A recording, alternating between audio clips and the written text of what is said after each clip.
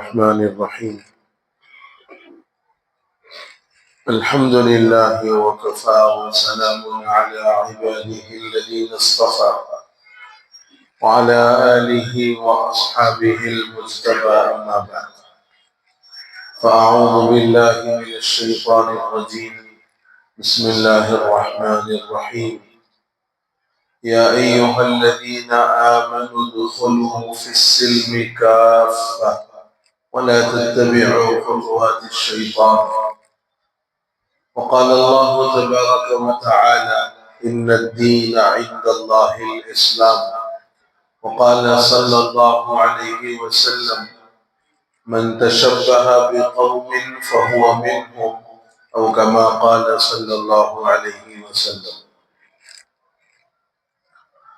قابل احترام عزیز بزرگوں،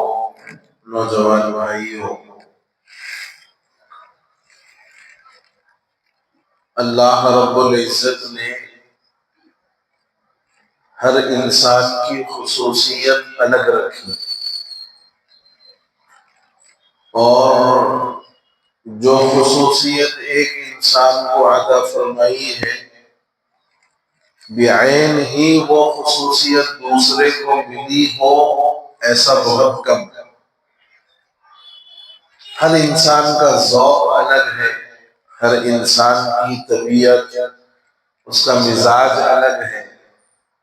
اور ہر انسان یہ چاہتا ہے کہ میرا جیسا ذوق ہے، میری جیسی طبیعت ہے، میرا جیسا مزاج ہے وہ کسی اور کا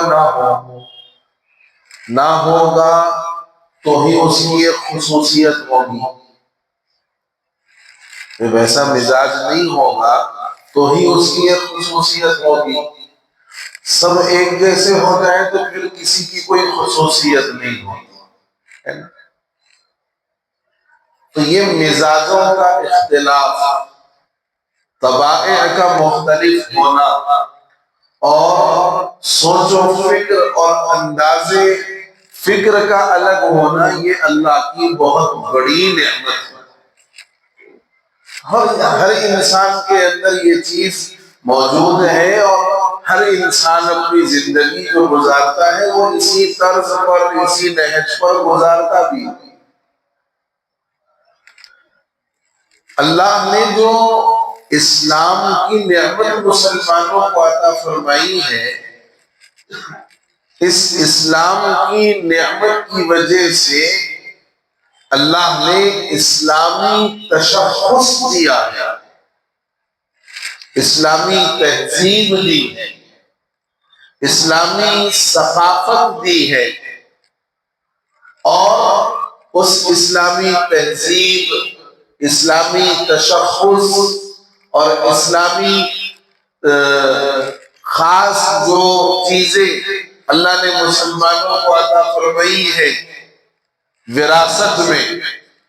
وہ صرف مسلمانوں کی ہی خصوصیت ہے۔ وہ صرف مسلمانوں کے پاس آپ کو ملے گی، دوسرے مذاہب والوں کے پاس وہ تشخص نہیں ملے گا، وہ خصوصیات نہیں ملیں گی، وہ امتیازات نہیں ملیں گے۔ وہ جو اہم چیزیں مسلمانوں کو اللہ نے بحیثیت مسلمان ہونے کے عطا فرمائی ہے وہ صرف مسلمانوں کے پاس ملیں گی۔ لیکن ہونا یہ چاہیے کہ اس نعمت پر مسلمانوں کو جتنا شکر ادا کیا جائے اور مسلمان اپنی اسلامی تہذیب تشخص پر جتنا اللہ کا شکر ادا کرے اتنا کم ہے، کہ اللہ نے یہ نعمت جو ملی ہے یہ اسلام کی بدولت اور اسلام کی برکت سے ملی ہے۔ لیکن بدقسمتی یہ ہو گئی کہ مسلمانوں کو اپنا تشخص، جو ان کی اپنی خاص پہچان ہے، ان کی اپنی جو خاص اسلامی تہذیب ہے، اسلامی ورثہ ہے، آہستہ آہستہ اللہ معاف کرے نہ یہ تشخص پسند آ رہا، نہ یہ تہذیب پسند آ رہی ہے، نہ اسلامی ورثے میں ملنے والی یہ خصوصیات جو مسلمانوں کو دی گئی ہے، آہستہ آہستہ مسلمان اس سے بدظن، بیزار اور دور بھاگنے کی کوشش کر رہا ہے۔ بڑی صاف اور واضح بات، میں اس کی 1000 مثالیں دے سکتا ہوں، 1000 مثالیں میں دے سکتا ہوں۔ پیدائش سے لے کر کے موت تک کی جتنی رسومات ہیں، یہ سب اسلامی تشخص نہیں ہے، یہ اسلامی تشخص نہیں ہے، یہ اسلامی تہذیب اور اسلامی ورثہ نہیں ہے، لیکن مسلمانوں کے گھروں میں بڑے اہتمام کے ساتھ یہ تمام رسومات انجام دی جاتی ہیں۔ اب آپ اگر اندازہ لگا لو تو کئی 100-150 تو جو ہے نا آپ کو رسومات نظر آ جائیں گے، پیدائش سے لے کر وفات تک۔ ہر مسلمان جو واقعتاً دینی اور اسلامی تعلیمات سے واقف اور آگاہ ہے، یہ جانتا ہے کہ یہ اسلامی تہذیب نہیں ہے، یہ جانتا ہے کہ یہ اسلامی ورثہ نہیں ہے، یہ جانتا ہے کہ یہ اسلامی تشخص نہیں ہے، یہ اسلامک آئیڈیالوجی نہیں ہے،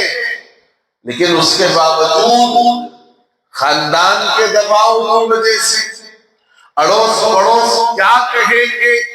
اس بنیاد پر بہت ساری وہ رسومات جو اسلامی حیثیت سے، اسلامی اعتبار سے مسلمانوں کی ہے ہی نہیں، وہ سب انجام دیتے ہیں۔ آپ میں جتنے بیٹھے ہیں تقریباً میری اس بات کی 100% تائید کریں گے۔ معلوم ہے کہ بھئی یہ نہیں ہے، یہ اسلام کا حکم نہیں ہے، مگر نہیں، خاندانی مجبوری ہے، اڑوس پڑوس بولیں گے، اس واسطے مجبوراً کئی ایسی چیزیں انجام دی جا رہی ہیں۔ شادی بیاہ کی رسومات وہ بھی آپ دیکھ لیں، پیدائش سے لے کر کے بچوں کے بالغ ہونے تک کی رسومات آپ دیکھ لیں۔ مجھے جس بات کی طرف آج کی مجلس میں بطور خاص توجہ دلانی ہے، وہ یہ ہے کہ اسلام نے مسلمانوں کو اس دنیا کے اندر دارالعمل کے طور پر بھیجا ہے، یہ دارالجزا نہیں ہے۔ اللہ رب العزت نے مسلمانوں کو اس دنیا میں عمل کرنے کے عنوان پر بھیجا ہے، یہاں بدلہ ملنے والی جگہ نہیں ہے۔ اب عمل وہی مقبول ہوگا جو قابل جزا ہے، اللہ کے یہاں آپ کا وہی عمل مقبول ہوگا، قابل قبول ہوگا جو جزا کے قابل ہے، جو جزا دینے کے لائق ہے، بدلہ دیے جانے کا مستحق ہے۔ اور اگر ایسا عمل کیا جائے جس پر جزا تو ہرگز نہیں ملے گی لیکن سزا لازم ملے گی، عمل کے اندر دونوں چیزیں ہیں۔ قرآن نے کہا فَأَلْهَمَهَا فُجُورَهَا وَتَقْوَاهَا، نفس کی گندگی، نفس کا فجور، نفس کی نافرمانی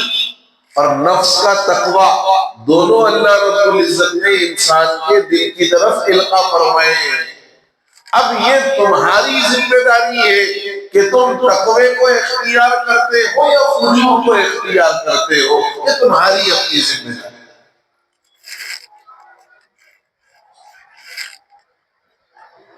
تو دنیا جو دارالعمل ہے، یہاں وہ عمل کیا جائے جو جزا دیے جانے کا مستحق ہو، جزا دیے جانے کے لائق ہو۔ آج ہم بے شمار ایسے کام انجام دے رہے ہیں اور ایسی چیزوں کو اہتمام کے ساتھ، پابندی کے ساتھ معمول بنا کر رہے ہیں، جس پر جزا تو ہرگز نہیں ملنی ہے لیکن سزا ضرور ملنی، جزا تو نہیں ملے گی۔ کیوں؟ اس لیے کہ باعتبار مذہب اس عمل کی نہ ضرورت تھی نہ تمہیں اس کا حکم دیا گیا تھا، لیکن تم نے بطور شوق کے، بطور وقت گزاری کے، یا بطور تفریح تباہ کے ان چیزوں کو انجام دیا جن چیزوں کے انجام دیے جانے پر جزا ہرگز نہیں ملے گی، سزا لازم ملے گی۔ ان رسومات میں یا ان کاموں میں جو قابل سزا ہے، جزا کے لائق نہیں ہے۔ جزا کا مطلب اچھا بدلہ، سزا کا مطلب پنشمنٹ۔ تو وہ اعمال جو قابل جزا تو ہرگز نہیں ہے، قابل سزا لازم ہے، ایک عمل ہے اس میں شیطانوں کا، بدگماشوں کا، بد ذاتوں کا، زانیوں کا، شرابیوں کا، خنزیر کھانے والوں کا، اور جن کے یہاں نفس کی ضرورت اور خواہش کی تکمیل کے لیے ماں بیٹی بیوی میں فرق نہ کرنے کی ذہنیت رکھنے والوں کا ایجاد کردہ ایک عمل ہے نیو ایئر۔ کافی ہے اتنا بولنا، لے اور بولو اس پر۔ یہ جو میں نے مقدمہ باندھا ہے، یہ مقدمہ اسی لیے باندھا ہے کہ سمجھ میں آئے کہ یہ ایجاد کرنے والے کون ہیں۔ میں نے کبھی بہت سال، 2-4 سال پہلے، 5 سال تو ہو گئے میرے کو مسجد میں الحمدللہ، تو 2-4 سال قبل میں نے شاید پوری تفسیر کی سنائی تھی کہ نیو ایئر کا آغاز رائل نیوی نے کیا تھا۔ اس سے پہلے تک کوئی نیو ایئر نہیں منایا جاتا تھا۔ رائل نیوی جو پورا سال سمندری سفروں پر رہتے تھے اور ان کے پاس کوئی خوشی کا موقع یا کوئی اچھل کود کرنے کا کوئی موقع نہیں ہوتا تھا، انہوں نے ایک پلان بنایا کہ بھئی کوئی نیا کام شروع کیا جائے۔ تو پھر انہوں نے دیکھا کہ دسمبر کا آخر ہے اور پھر نیا سال شروع ہوگا، تو اس وقت انہوں نے ایک تقریب شروع کی تھی اور وہیں سے یہ ہیپی نیو ایئر والا جو طریقہ ہے وہ چل پڑا۔ تو میں نے تو آپ کو یہ بتایا مقدمے میں کہ یہ کن لوگوں کا ایجاد کردہ ہے۔ اب بدقسمتی یہ ہے کہ یہ ان تمام مجمع الخبائث اور کئی برائیوں کا مجموعہ جن کے پاس ہمیشہ تیار رہتا ہے، ان لوگوں کا ایجاد کردہ تھا۔ انہوں نے اس کو تیار بھی کیا، شروع بھی کیا۔ آج بدقسمتی یہ ہے کہ نعوذ باللہ وہ مسلمان جس کی ایک نمایاں تہذیب ہے، وہ مسلمان جس کی ایک انفرادی شناخت ہے، وہ مسلمان جس کا ایک لازوال تشخص ہے، وہ مسلمان جس کی تہذیب بے مثال ہے، وہ مسلمان کے جو چلے تو اس کی چلن پر لوگ اسلام قبول کر لیں، وہ مسلمان جو کھائے تو جس کے کھانے کے طریقے پر لوگ اپنی زندگیوں کے سدھارنے کا فیصلہ کر لیں۔ آج وہ مسلمان جو اتنی ساری خوبیوں کا مالک ہے، آج وہ مسلمان باضابطہ لائن میں لگ کر نیو ایئر کا کیک خریدنے کو بھی تیار ہے، گھر لا کر نیو ایئر کا کیک کاٹ بھی رہا ہے اور بچوں سے کٹوا کر ہتھیلیاں بھی مار رہا ہے۔ اور اس سے زیادہ کہ یہ مسلمان لا رہے ہیں اور مسلمان کاٹ رہے ہیں، اس سے زیادہ افسوس ان بیکری چلانے والوں پر ہے جو اہتمام کے ساتھ ان دنوں کے اندر یہ کیک اسی عنوان پر بنا کر باضابطہ رات 9 بجنے کے بعد سے لے کر 1 بجے تک، 12:30 بجے تک گانے ڈی جے لگا کے باضابطہ لوگوں کو متوجہ کر کے بیچتے۔ یہ مسلمان علاقہ ہے، اور 100% نہیں، میں کہتا ہوں 200% مسلمان علاقہ ہے۔ یا ڈھونڈنے سے بھی شاید آپ کو کوئی غیر مسلم یا دوسرے مذہب والا مل جائے، الا ماشاءاللہ، الا ماشاءاللہ۔ لیکن پھر بھی جتنی بیکریاں ہیں، ہر بیکری میں نیو ایئر کا کیک، اس کے ساتھ بائی 1 get 1 فری، یا نہیں تو by 1 kg cake with Campa free, with فلا فری، فلا فری چل رہا تھا۔ اور بازار تو مسلمان آ جا کے کیمپا بھی مل رہا نا صاحب فری میں، وہ بھی مل رہا نا صاحب فری میں، یہ بھی آ رہا نا صاحب فری، بولے تو جو بولے وہ کرنے کو تیار ہو جاتا ہے۔ لیکن اللہ میاں جنت فری میں نہیں رکھا، اللہ میاں جنت فری میں نہیں رکھا۔ حفت الجنات بالمکارہ وحفت النار بالشہوات، اللہ تعالیٰ نے جنت کو ناپسندیدہ چیزوں سے ڈھانپ دیا ہے، اور جہنم کو اللہ رب العزت نے خواہشات اور شہوات سے ڈھانپ دیا ہے۔ جو اپنی خواہشات پر، اپنی شہوتوں کو، اپنی ضرورتوں کو پورا کرنے میں حلال حرام، اپنی تہذیب غیروں کی تہذیب، کوئی چیز کا فرق نہ کرے، یہ ہے شہوات۔ اور جو یہ چاہے کہ میرے اللہ اور اس کے رسول صلی اللہ علیہ وسلم نے جو بات ارشاد فرمائی، جو حکم دیا، جو انہوں نے تاکید کی، وہ میری زندگی کا حصہ بنے، اور اس کے اندر دوسری چیزیں میں داخل نہ کروں، یہ سوچ اور یہ مزاج جس بندے کا بنے گا، یہ طبیعت کے لیے اگرچہ کہ گرا گزرے گا، ناپسندیدہ گزرے گا، لیکن فرمایا اللہ نے جنت کو انہی ناپسندیدہ چیزوں سے ڈھانپ دیا۔ دنیا کے اندر جس پر عمل کرنا ناپسند لگے گا، طبیعت پر گرا گزرے گا، نماز پڑھنا طبیعت پر گرا گزرتا ہے، نماز پڑھنا طبیعت پر گرا گزرتا ہے، کاروبار چھوڑ کے آنا، نیند چھوڑ کے آنا،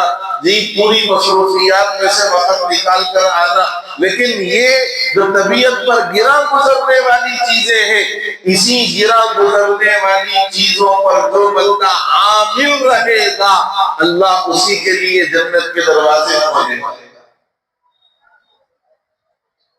تو میں نے بات شروع یہاں سے کی تھی کہ ہمارے لیے اللہ رب العزت نے ایک اسلامی تہذیب دی ہے،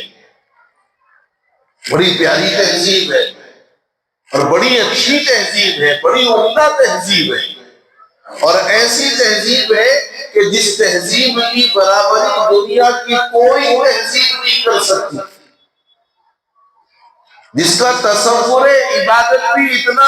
بہترین ہے اور اتنا بے مثال ہے کہ لاکھوں لاکھ کا مجمع عبادت کے 2 گانے ادا کر کے نکلتا ہے تو یوں لگتا ہے کہ گویا یہ فرشتے ہیں جو اپنی مغفرت کے بعد جا رہے ہیں۔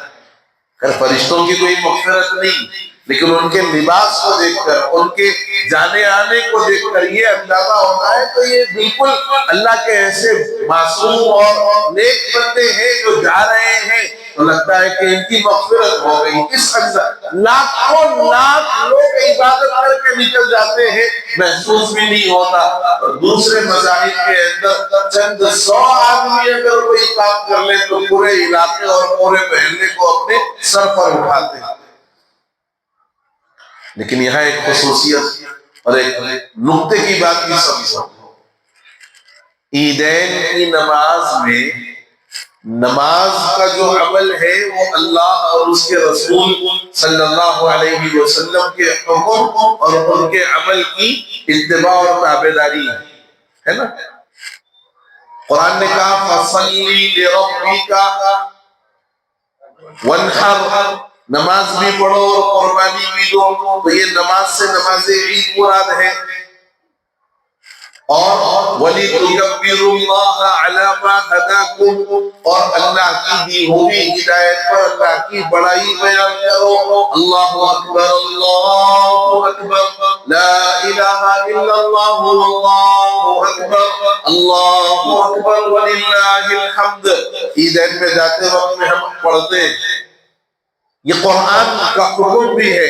اور نبی کا طریقہ بھی ہے کہ آپ نے عیدین کی نماز عیدگاہ میں جا کر کے ادا فرمائے۔ جو حکم اللہ اور اس کے رسول صلی اللہ علیہ وسلم کا دیا ہوا ہے وہ بالکل اتنا پاکیزہ ہے کہ عمل بھی آسان اور عمل کر کے اپنے اپنے مقامات پر آنا بھی آسان ہے نا۔ اور وہ کام جو اللہ اور اس کے رسول کا دیا ہوا نہیں ہے، پوائنٹ ٹو بی نوٹڈ، وہ کام جو اللہ اور اس کے رسول کا دیا ہوا نہیں ہے بلکہ لوگوں نے دین کے نام پر اس کو ایجاد کیا، لوگوں نے دین کے نام پر اس کو ایجاد کیا اور ایجاد کر کے اس کو اپنی طرف سے کرنے کا معمول بنایا، سال میں ایک مرتبہ، سال میں فلاں مہینے میں، سال میں فلاں وہ جو ہے تاریخوں کے اندر۔ اب آپ اس میں دیکھو کہ آپ کو لے کے بھی جا رہے تو پورے لوگوں کو پریشانی ہو رہی۔ العاقل تکفیہ الاشارہ، عقل مند کو بات سمجھ میں آئی میری؟ ہاں، تو وہ چیز جو اللہ اور اس کے رسول کا حکم ہے، ان کا فرمان ہے، وہ آپ عمل کریں گے تو وہ عمل کرنا بھی آسان، اس عمل کے بعد اپنے اپنے مقامات پر جانا بھی آسان، نہ آپ سے کسی کو تکلیف نہ کسی اور سے آپ کو تکلیف۔ لیکن وہ کام جو لوگوں کا اپنا ایجاد کرتا ہے دین کے نام پر، مذہب کے نام پر، اور پھر اس کو سالانہ خاص مہینوں میں، تاریخوں میں، دنوں میں انجام دیے جانے کا معمول بنایا جائے، لوگوں کا اجتماع بلایا جائے یا لوگوں کو زبردستی اس میں اکٹھا کروایا جائے، تو یہ سب کام کرنے میں لوگوں کے لیے بھی مشکل، اور آپ سے دوسروں کو تکلیف ہوگی، دوسروں سے آپ کو تکلیف ہوگی۔ یہی فرق ہے اللہ اور اس کے رسول کے حکم کا اور لوگوں کے ایجاد کا۔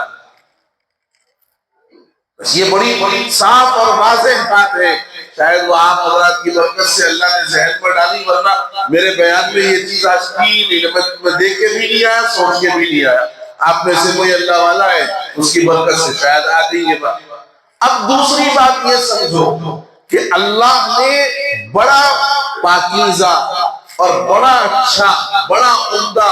بڑا زبردست دین، مذہب، اس کی تعلیمات، اس کا تشخص، اس کی امتیازات، اس کا ورثہ بڑا بہترین دیا ہے۔ جب ہمیں اتنا بہترین ورثہ ملا، اتنے بہترین تشخصات ملے، اتنے اچھے امتیازات ملے، ہمیں کیا ضرورت ہے ان لوگوں کی جو ہے بنائی ہوئی چیزوں کو اپنانے کی، جو بنانے والے ان کا تصور یا ان کا نام یا ان کا تعارف کروانا بھی ہمارے نہ زبانوں کو پسند ہے نہ ہمارے ذہن و دماغ کو پسند ہے۔ پھر بڑی عجیب بات ہے یہ، بڑی عجیب بات ہے یہ کہ جس کی اتنی پاکیزہ تہذیب ہے،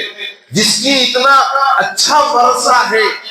اس کی تہذیب کو کوئی دوسرا اپنانے کو تیار نہیں۔ جن کی تہذیب کی مثال دی جا سکتی ہے،